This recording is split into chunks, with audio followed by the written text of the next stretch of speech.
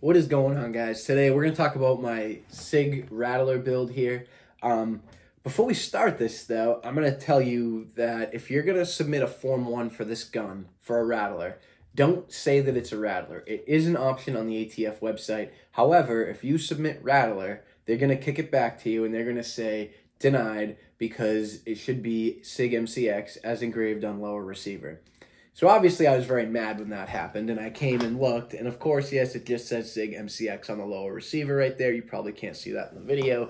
But yeah, so when you go to submit a Form 1 for this, make sure that you put it as just Sig MCX. And I will tell you, the first time that I submitted everything, it took about 62 days for it to come back denied. And then when I submitted it the second time, complete resubmit, new control number, everything, like I didn't do an edit. It was still like 8 days. I got it back approved. I was pretty surprised, pretty happy, pretty surprised. But yeah, so that's that. So we'll talk about the build itself here. So obviously I have the Sig Rattler here. This is in 300 blackout. Very fun gun to shoot suppress when you're shooting subs. Obviously very small, very compact. You got the 5.5-inch barrel. I have the Sig 7.62 quick detach SRD can on here, and I actually just recently bought the the Sig SLH 300 blackout titanium can.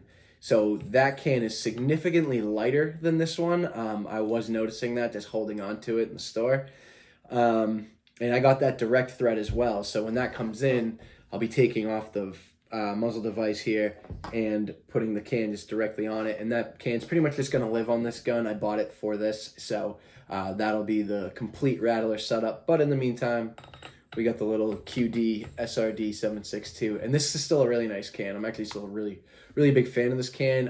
I think the SL8 is just going to be a little quieter though. There's a little bit it's a little bit longer, it's got more baffles in it, so it would make sense. Up top here, got a little Romeo 5 red dot. Just a small, simple red dot, nothing too crazy, but it definitely gets the job done. You can see it very clearly. Didn't do anything to the charging handle, haven't done anything to the trigger. I'm thinking about maybe putting a Geisley in this. Trigger's not really that bad, so I don't know. It's all right. The one thing that I think is like a must with these is when you Form 1 them, to get one of these stocks. And these are very hard to come by. These are very rare. Sig does sell like I don't know what they call it, but so this is like the Kate Moss stock. The other ones, they don't have this cheek rise right here. They're flat, and then they don't come up here as much. It's like a little bit closer, like probably like this thick back here, and then thin up top here, no cheek rise. I think these are the best stocks that they've ever made. I don't know why they stopped. I bought this recently, so people say that they've stopped making them. I don't know if that's necessarily true. The Gen 1 used to come with these. The Gen 2 came with those like Magpul stocks, and then they had like another adjustable stock that it came with. Didn't really like those. Again, that's personal preference, so whatever. But I was at Sig one day, and I was talking to one of my friends that worked there, and he was like, yeah, I think we actually have one of those Kate Moss stocks out back. He was like, it's pretty rare that we have them, so if you want it, I would buy it. And so here we are. But yeah, I would definitely like recommend trying to find one of these, because these are just the perfect stock for this. It looks, I don't know, that looks pretty BA, if you know what I mean. Again, up front here, we have the Surefire Scout Pro dual fuel light. So the dual fuel is the one with the rechargeable battery, and the rechargeable battery is brighter than just the regular 123A lithium ion batteries. So when you put two of those in here, you get 1,000 lumens. When you do the rechargeable battery, you get an extra 500, so you have 1,500 total. So I just run it with the rechargeable battery in it, and it's pretty bright. I mean, it lights up my entire yard at night.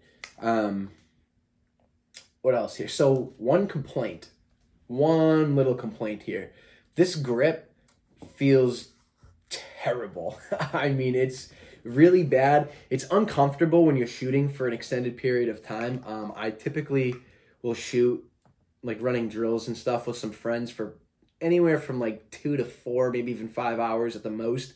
After a while, like this thing just feels so uncomfortable. right off the bat, if you're just shooting, like, you'll never really notice it. But the longer you hold on to it and the more you do with it, and it's brutal. So definitely think I'm going to change that out at some point. Sling, Edgar Sherman design. I'm actually a really big fan of this. So like I just said, I shoot for fairly long periods of time with friends, and we're running back and forth, doing drills, stuff like that. So when you're shooting like that, a sling is very important because obviously you're not holding your gun the whole time. You have it slung over your shoulder. So I have a Faro Concept Slingster on my Gen 1 MCX, and I like this sling way, way more. And that's not just me being biased because Edgar Sherman is from New Hampshire. For some reason, this is way more comfortable than the pad that's on the Faro Concept Slingster.